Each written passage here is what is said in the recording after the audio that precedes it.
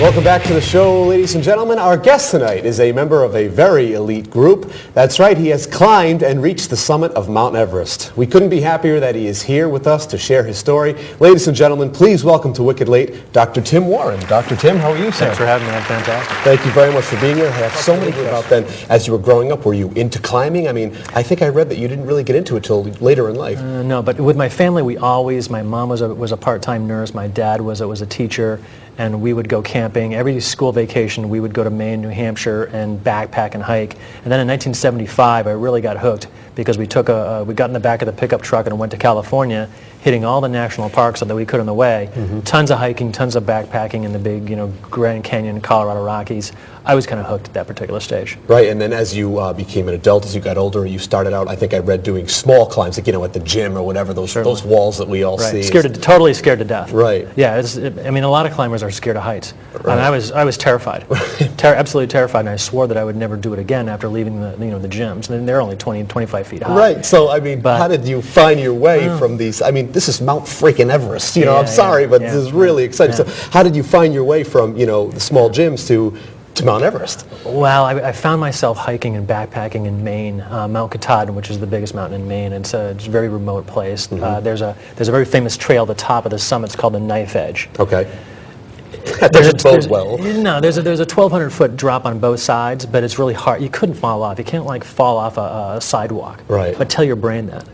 Scared to death. And I aborted my hike across there with a friend. I walked back, sat there, and ate lunch by myself while my friend went on, and a whole group of Cub Scouts came up, and they just zipped across there without even any hesitation at all. Right. And I said, mind problem, not doing it, no mind problems for me. Right. So then I kind of started to say, you know what, I think it's just something that just needs to be overcome. So I found that the more I did climb, and when I got back into the climbing gym, if I could climb to 25 feet and look down and see the ground, my mind got used to it, I was fine. A year later, 2 years later, I'm finding myself hanging over 3,000 feet of open air in the Colorado Rockies, not bothering me at all. Right. So a little bit of exposure was really no difference then. You're going to die if you fall from 25 feet anyway. And so, you know what, there's really no difference. And in my mind, ever since then, I've been terrified at times climbing mountains. Right.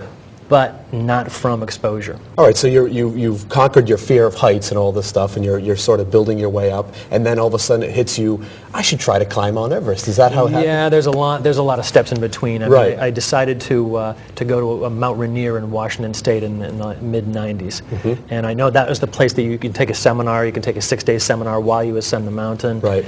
And it was such a great experience, very challenging, very scary. Very, not without, some significant fear on my part, but on that mountain and successfully summiting that, I said, you know what, I'm going to do a big mountain once a year. Right. And I've just done that ever since. And it was years later before, it was actually 2004, before I thought, you know what, maybe I got the stuff. Yeah. But I needed a little bit more challenge once I got to the summit of Mount McKinley, Denali in Alaska, which is the highest in North America. On the second try, the first try we were stymied by weather. Right. And then once we got up there, I was like, wow, maybe I've got the stuff. Right. But then I knew I needed to have a little bit more high altitude experience, so I went down to Argentina in the Andes range and climbed the biggest mountain in the Western Hemisphere called Aconcagua. Okay. It's 7,000 meters, 23,000 feet. It's my middle name, Aconcagua. Aconcagua, yeah. So then when you finally made the decision that you were going to attempt to scale Mount Everest, what was the reaction like of family, of friends? Now you're a chiropractor, so so the reaction of family and friends must have been, what did patients say? Were they asking for referrals? No, people are pretty excited about it. Really, nobody climbs Everest. In the event that you weren't coming back is what I was I got a couple of, jokes like that. People trust my ability to make good decisions, and I trust my ability to make good decisions, but, there's always a chance. There's two separate ways that you can take a big, ice nap on a big mountain, and that's from objective hazard, which is really something like that. You really didn't do anything wrong, like you're here and you get whacked by a lightning bolt or an avalanche, an ice fall.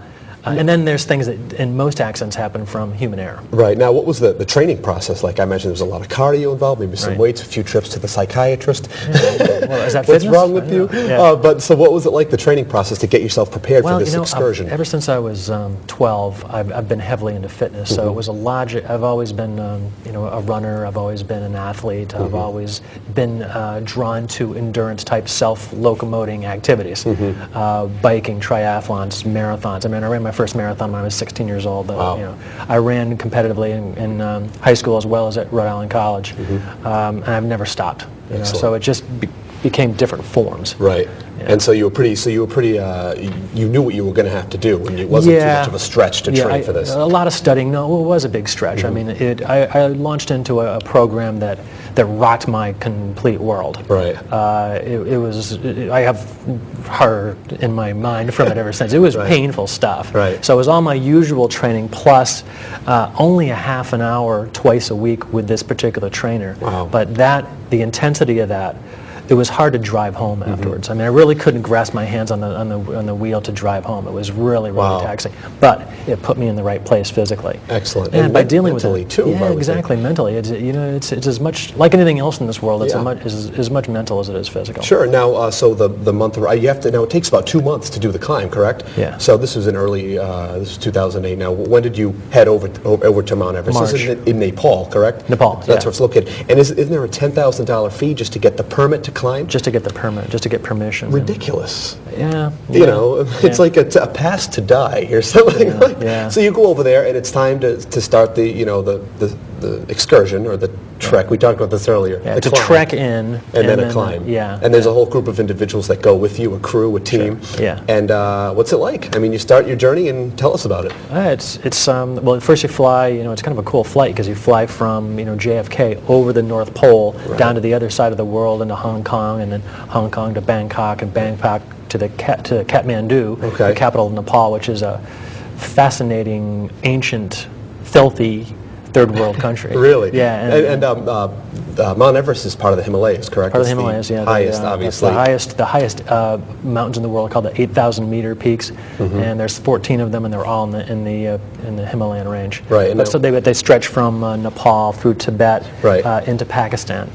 And so the journey itself takes how long from when you began the trek? Well, when you start in Kathmandu, the capital, then you take a short flight, an hour over the foothills of the Himalaya to a little village called Lukla, and it's a 40-mile hike from there, and it takes 10 days. We take 10 days to acclimatize because you're starting at 9,000 feet, for example. Change, exactly. Altitude is the biggest challenge on this hill. It's huge, and there's 1/3 of the oxygen on the summit that there is in this room as we speak here. Wow. So at base camp at 17,500 feet, there's exactly half the oxygen, which if we just got in a helicopter and we plopped right onto base camp, we'd be dead in 2 hours if we weren't acclimatized. But our bodies, being as brilliant as they are, and to that huge stress, given enough time, and we have the science that allows us to understand how we can acclimatize. Yeah. If you just take time and drink a lot and go slow and eat, and then your body gets somewhat used to it to base camp. So then what's it like when you finally reach the summit? You're on top of the world, literally. Yeah, you're on top of the world, but you just don't. You're essentially the mental capability of a slow 4-year-old. Yeah, there's nothing up. There's no IHOP up there, I take it. No IHOP. There's really no brain power either. Right. I mean, you're in an inebriated state, and